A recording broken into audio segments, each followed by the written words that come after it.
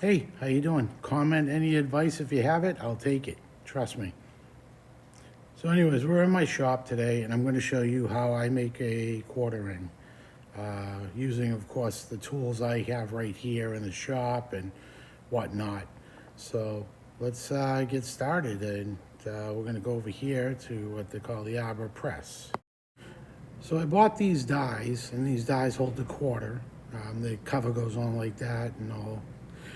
Inside, there's a little sleeve that holds the quarter centered, and it was a good buy because it helps me out a lot.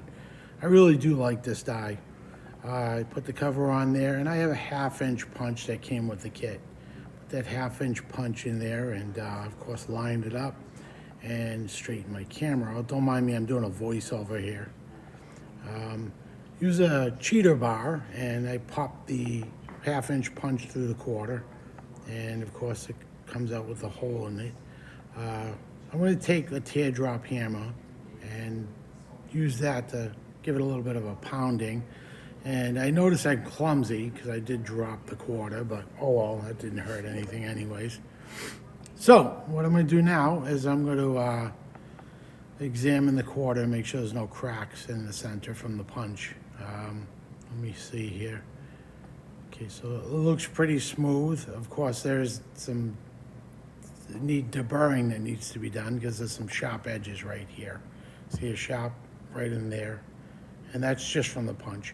So what I'm going to do is take the deburring tool, something I found at Harbor Freight, and deburr and get the scales off of it, the metal scales. So just going in circles is all you have to do to loosen up that metal and get it off there.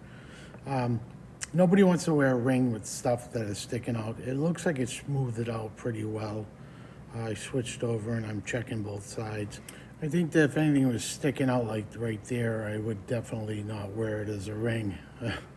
So, okay, I'm gonna put it in the fire place here, and I'm gonna get it shaded with my body from the light, and I'm gonna heat it up. Now, the reason why I'm keeping my body shading it is because I'd like to see the light glow.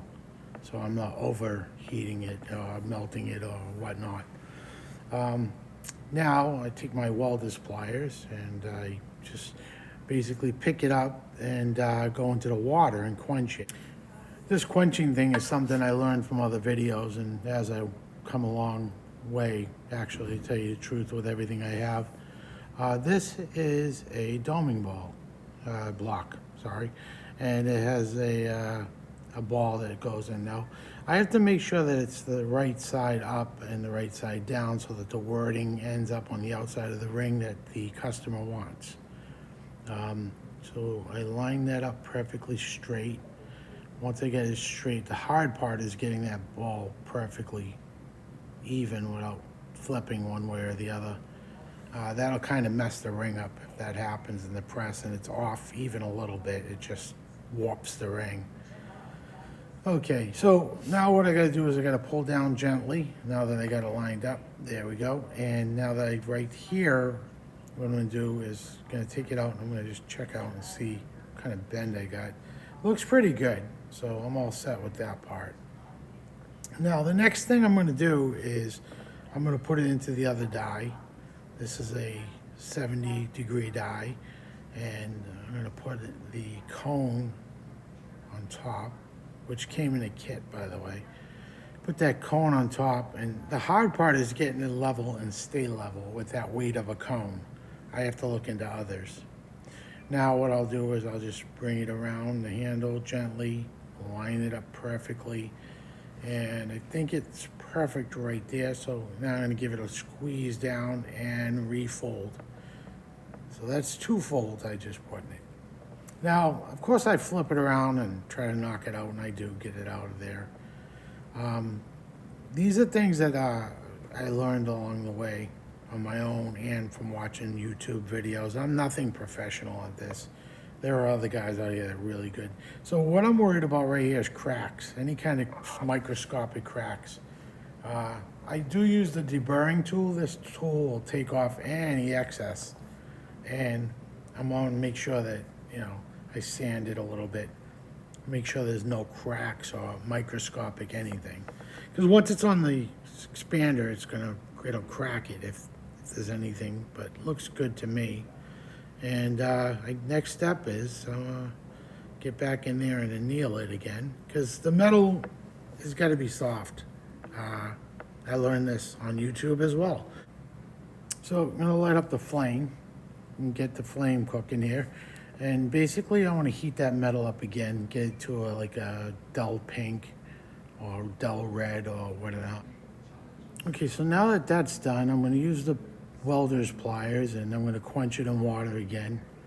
And time to come back over to the bench and get started on the actual stretching of the coin. To me, this is the part that makes me the most nervous. And I'm still learning too, so. Okay, so I want to check it really, really thorough. Once I check it thorough and I'm comfortable with that, I'll put it on the ring stretcher.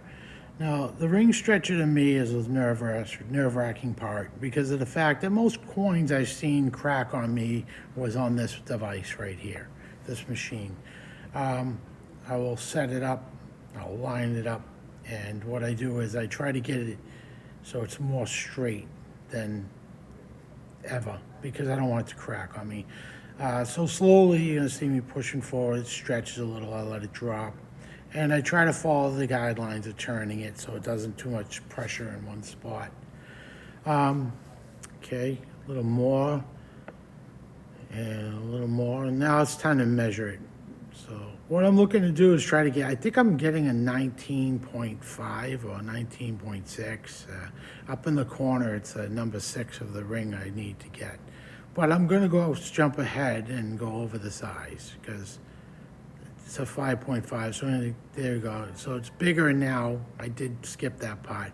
I did stretch it a little more, and it's good enough to put inside the actual die of this machine. I give it a little bit of a tap so it straightens out, flushes down, and of course the handle comes loose a lot.